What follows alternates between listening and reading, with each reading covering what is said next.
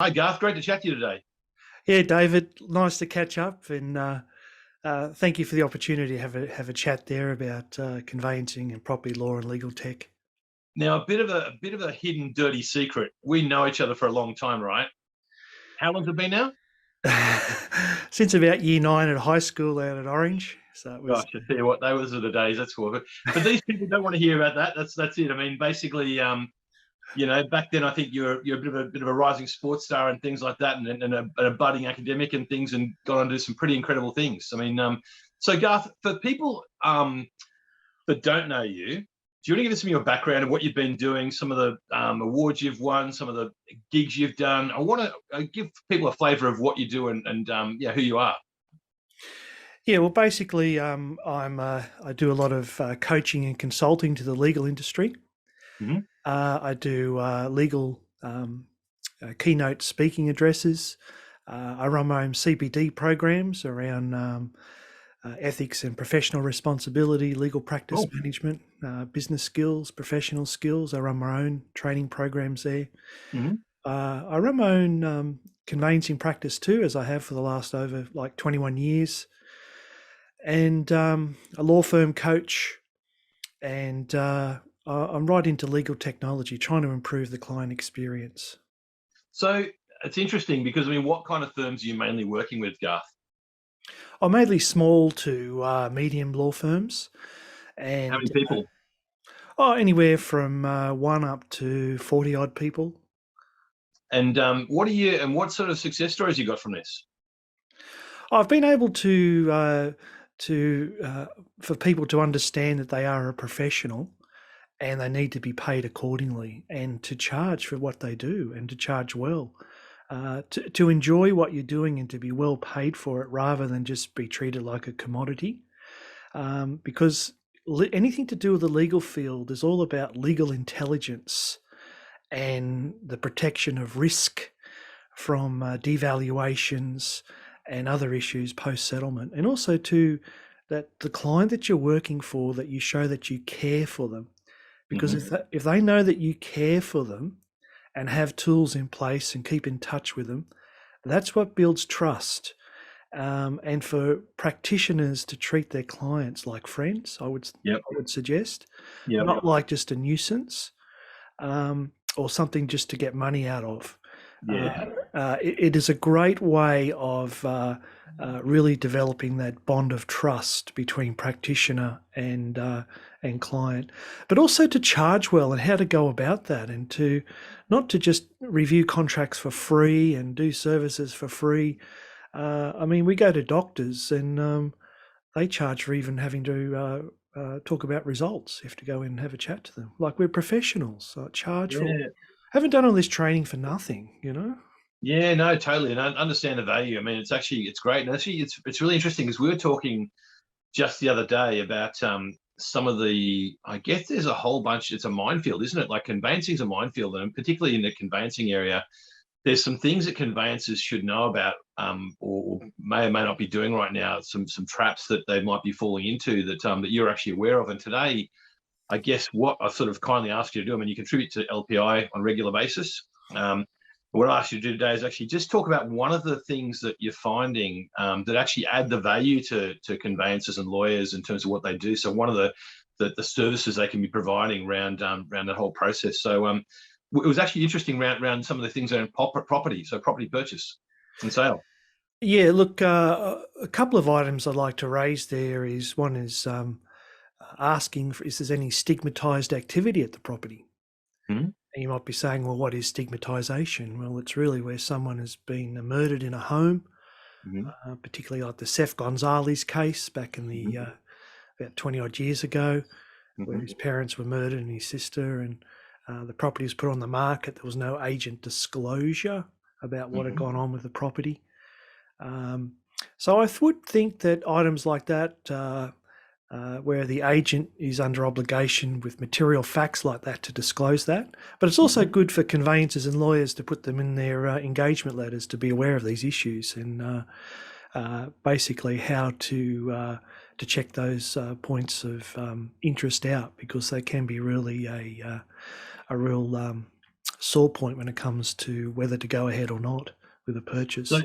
So there are a couple of action items you can give folks out there, the conveyancers and lawyers out there, about how they could check that out.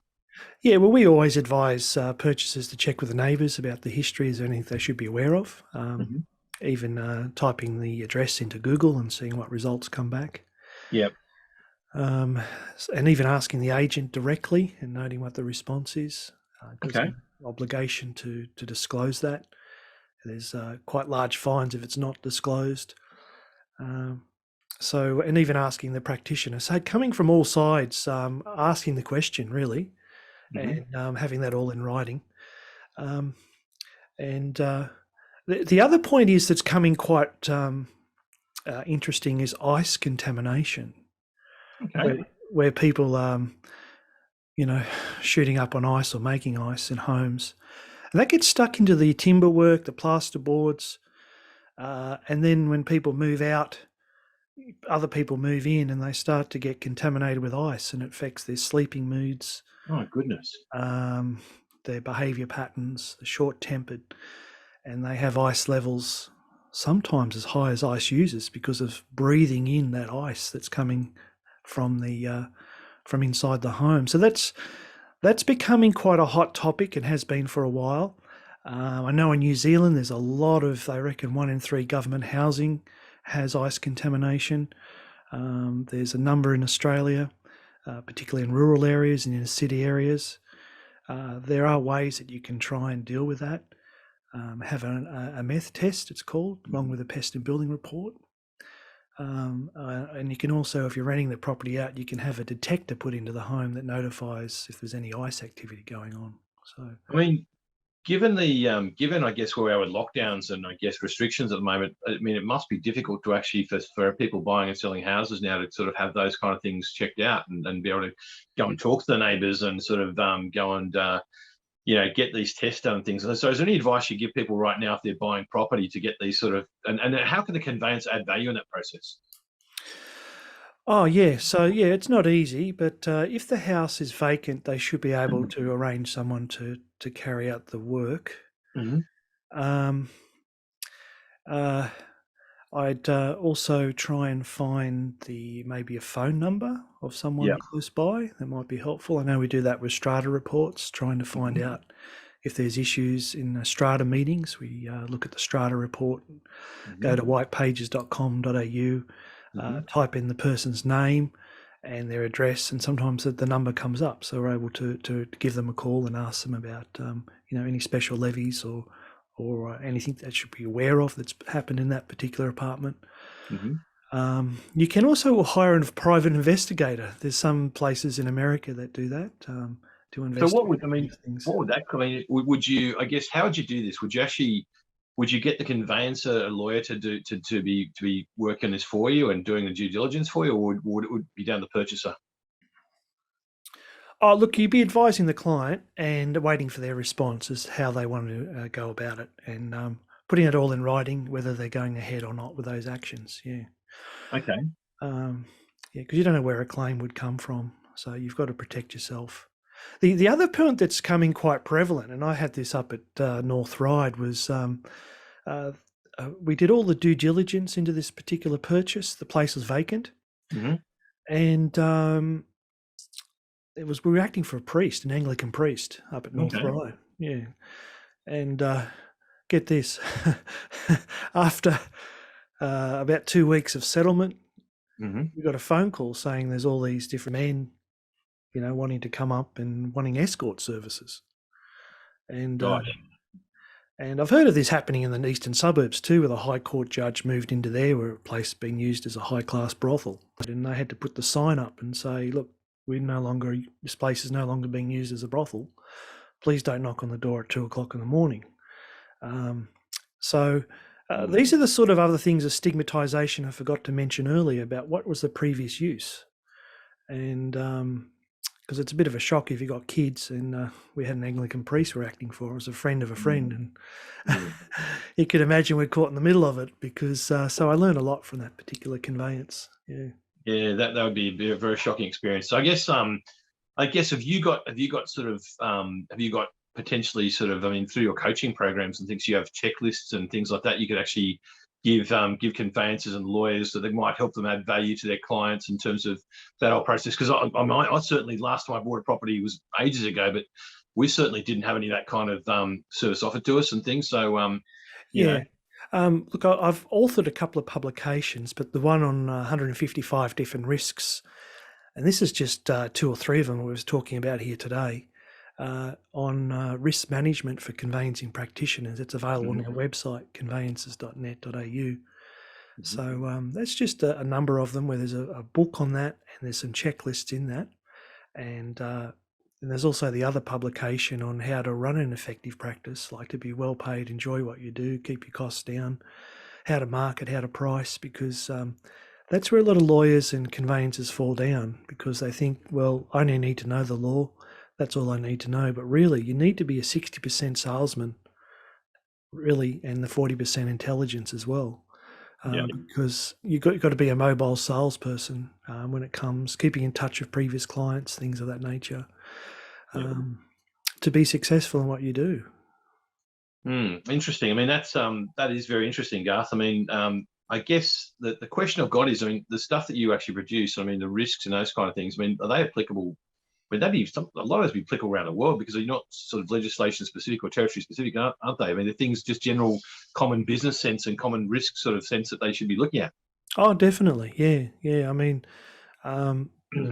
most states of Australia, the agent is, I know with New South Wales and Victoria, the agent's under obligation to disclose a material fact. But I think wherever you are in the world, you need to ask about these potential risks, because they don't differ from across a line on a map. We think too of the other point there. At some homes in the US, there's a listing there of haunted homes. Wow. So these are the sort of things that are not disclosed in writing and contracts, on titles and special conditions and all of that sort of thing. Drainage diagrams, you don't come into that sort of field. And and I remember talking to some friends at a party once, and they had some sort of horseshoe lighting up in the night in the middle of the room and pouring water into their vanity unit in their bathroom and turning red. And it was just, I thought, what? Does this really go on? So it does go on, and this sort of supernatural activity, it doesn't matter wherever you are. But particularly over in the US, there is a list of haunted homes, and they just can't be sold. I mean, that's incredible. That's just incredible. I mean, it's that'd be difficult, very difficult. Yeah. So it's things to know. It's not just doing a paper transaction. Well, now it's an electronic transaction, and there's no responsibility. You need to point these things out to a client and also to practitioners, and how to take action to protect not only their practice from a claim, but also from clients suffering financial losses.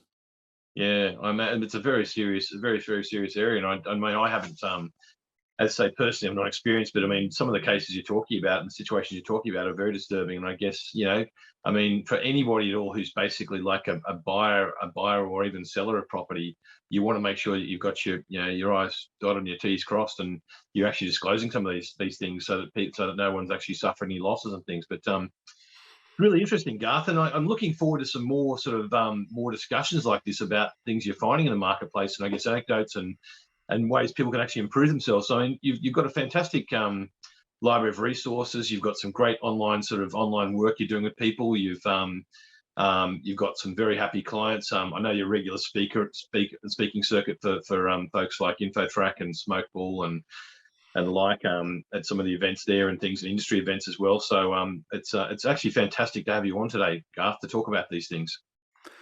Yeah, look, I do love what I do. It might sound a bit nerdy what I do, but it's No, never a nerd. You've never been a nerd. I can promise you that, honestly. Like you've got a cracking sense of humour. You always have, and you're a great guy to deal with and things. And actually, people in the industry like you because you're a straight up guy and just do things. But and I appreciate, as I say, you appreciate the investment you're making back into the profession as well, because you're always giving information and providing insights and giving those kind of things. And I think that's a valuable sort of thing. So I don't want to gush too much. And as I say, we've known each other for a long time, but basically I think you're doing a fantastic job. So thanks, Garth, today for your time, and appreciate everything, and hope it's all going well.